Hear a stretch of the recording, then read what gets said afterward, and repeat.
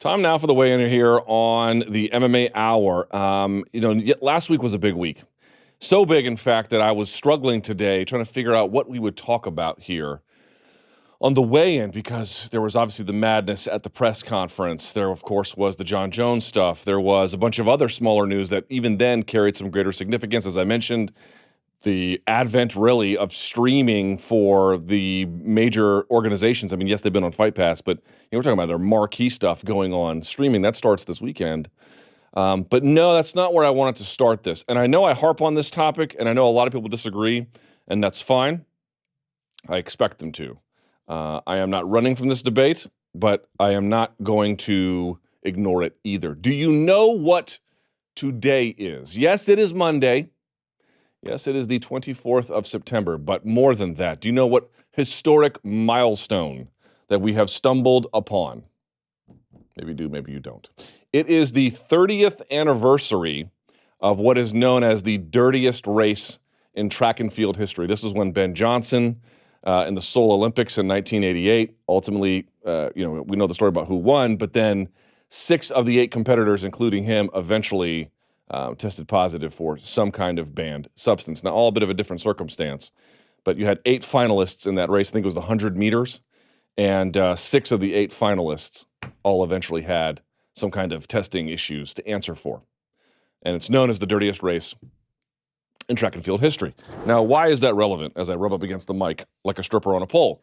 The answer is that here we are 30 years later, and I would ask you to consider, what have we accomplished? Where are we with anti-doping? How successful has this effort become? I know these questions are uncomfortable and no one appears to want to ask them except for me, but I am fine to carry that mantle. Have we won yet? Better question, are we even close? I would humbly submit to you that 30 years following what was one of the major catalysts for not merely a frenzy around anti-doping, but frankly, some kind of substantive change, at least in theory, 30 years later, we are basically no better off. There's no evidence to conclude we're in any ways better off. None. And I know that's a very uncomfortable feeling. I know that we have all been bred to believe that those athletes who use are dirty and that those who don't are clean, and that there's such a thing as the rights of clean athletes, which there's no such thing because they are in direct contravention to the right of human privacy, so therefore they cannot possibly exist. I grant you that breaking rules is making sport hard to follow and for some hard to stomach. We can all agree that rule breaking should go away. But what I cannot abide by is folks not staring this issue in the face and recognizing the facts for what they are. We are on the 30-year anniversary, and we are not one iota closer to solving doping, or frankly, in any way noticeably, meaningfully reducing it. Now, maybe it's not quite as rampant as it was on that day, but has it really changed? Can we really say the games have been cleaned up? Can you really say that the technologies used and the practices used as they apply to not merely Olympic Games, but other sports that are relevant, in this case MMA, that they are really, truly effective? 1% of all tests have adverse analytical findings. 1% 30 years later. There are estimates done based on confidential surveying that up to 40 and potentially 60% of athletes use. And you're catching 1% of them. Ladies and gentlemen, I've been trying to explain this to people, and they just don't want to listen. But hear me out. Testing catches people who are either accidentally using, not good at hiding their cheating, or some combination of the two. It is not entirely, but primarily theater. Or at least, I won't say primarily, a good chunk of it is just theater. All the big busts come in the way of investigations. They come in the way of research. They come in the way of whistleblowers. They don't really come in the way of testing, not anymore. The drugs are too designer. There are ways around the testing, even with questions about whereabouts programs. People have gotten better at using, and they've gotten better substances, to help them get better at using. It's just a reality. It's just a fact. You can skip your whereabouts programs requirements a number of times before you're even in violation. You can microdose. You can find ways, like Marion Jones did before there was a whistleblower, to just use something they don't even have tests for. And this goes on and on and on. And I see the same responses over and over and over again. No, what you need to do is come up with punishments that make people so unwilling to use it that they'll stop, or they'll see the horrors happen to somebody else, and eventually this will truly deter us. Right. It might deter some folks. It also might deter the audience from showing back up after you irreparably damage the sport. That's what it might do. Did you guys see what happened in Russia last week? All the news was about Jon Jones. All the news was about the 229 presser, but something happened all the way over in the Seychelles. Did you guys see that? Essentially, Russia was reintroduced to the community of nations. USADA was allowed to begin to test their athletes again, despite all the warnings from watchdogs that this would be a terrible thing for world anti-doping. And why? Why would WADA want to do this? The parent, essentially, organization of which USADA is a signatory, where the prohibited list comes from. Why would they want to do that? Because in the answer, like Thomas Bach of the IOC said, and like essentially other figures at the top of WADA have said, not in these terms, I am to a degree borrowing here, but they have basically said they don't have the stomach for it anymore. What is the major complaint that Travis Tigert, the head of USADA, has had about WADA? That its structure creates for a conflict of interest. Yes, you have the governments who are funding money on the one hand, and they want to see anti-doping really work, and then you have the sports federations on the other hand who don't want to see it, and that creates the conflict, and that's why you're not getting optimum results from WADA. 30 years later, I'd just like to point out they now have all this architecture, and they're no closer to making any kind of progress. But more to the point, what does that tell you when people who are running the IOC or people who are running the sports federations don't want it anymore? It's not that they don't want anti-doping at all. It's that they don't want this. They don't want this anymore. There's no way for it to meaningfully work, maybe at all, but certainly not under the current system. You would have to have truly draconian punishments, truly, for there to be any real possibility of deterrence, at which point you are going to catch people who are important to the sports, and their absence is going to cause a problem.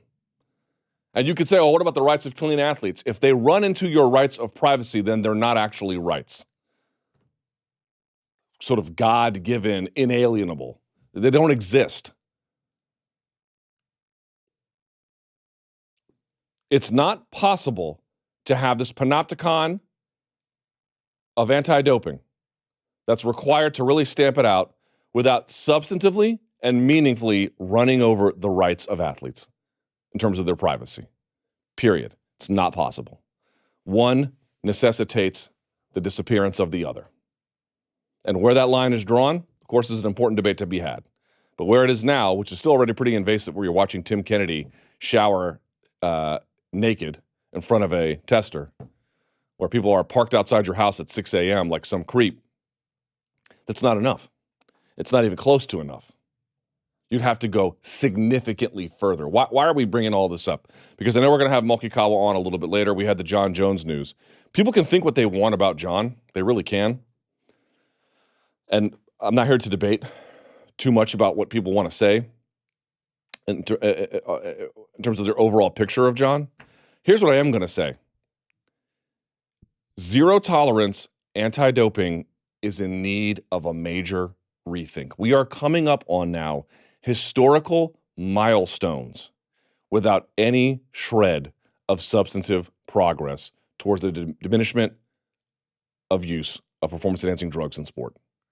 30 years later, here we are, still dealing with the same kinds of issues, and frankly, even worse. There's actually more drugs now than there ever was before, and more varieties. It's happening over and over and over and over and over again. Here is what we need. We need the athletes to have some kind of fighters union to develop their own policy in concordance with either USADA or UFC. But in the absence of that, we just need to wake up a little bit and smell the roses. What does the NBA have? What does the NBA have? They have the laxest testing policy in all of sports. And number one, their audience doesn't care.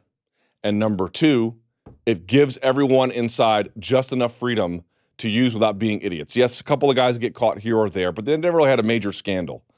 Because what they basically do is they put a lid on the pot and they said, if the crabs want to fight it out in here, it's fine. They don't really care anymore. That's what it's about. And you could say, well, look, that might be fine for the NBA. Their fans don't care. Maybe their athletes use, maybe they don't. But that can't work in fighting because fighting is different. Look at all the damage that might be happening. Can anybody sit here and tell me with a straight face that MMA is safer today? Did you see what happened with Eric Anders collapsing like that and his corner dragging him over? He was a lifeless heap of almost nothingness, and his corner was dragging him here. And you're worried about whether or not someone was on EPO maybe at some other different bout? Let me get this straight. You can't figure it out in tennis. You can't figure it out in golf. You can't figure it out in basketball. You can't figure it out in baseball. You can't figure it out in soccer. You can't figure it out in football. You can't figure it out in table tennis. You can't figure it out in diving. You can't figure it out, frankly, even in cycling. You can't figure it out anywhere, but all of a sudden fighting is going to be different? Why? No, it's not.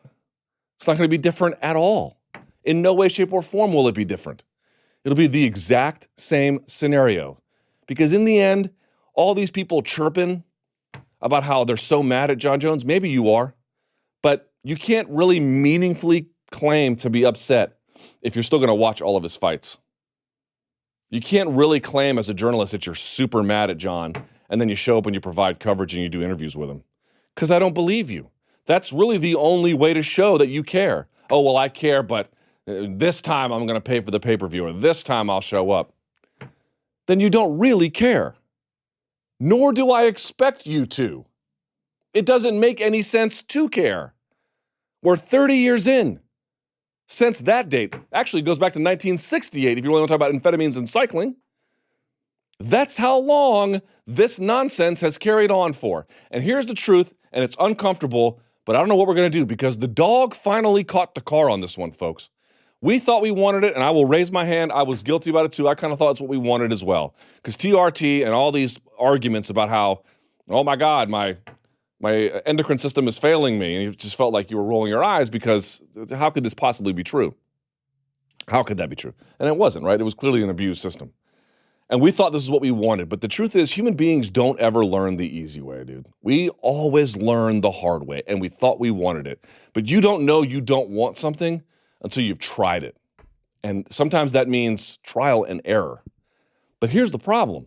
There's one really powerful argument about USADA, super powerful, which is that if some catastrophe happens, God forbid, if some catastrophe happens and somebody gets hurt, maimed, God forbid, dies inside the octagon, and one of the competitors, either one, frankly, tests positive for anything, the UFC at least has some insurance to say, look, we did everything possible. I grant that that's actually a pretty powerful argument. If you want to argue that's the reason to do it, I'm not really sure what to say about that, to be quite frank. But it's got nothing to do with clean sport. It's got nothing to do with the cops and robbers headlines that everyone loves to consume TMZ style. And it's like catching the tiger by the tail. Well, you caught it. Now what are you going to do from it? How do you back out of that? I don't know. I don't know the answer.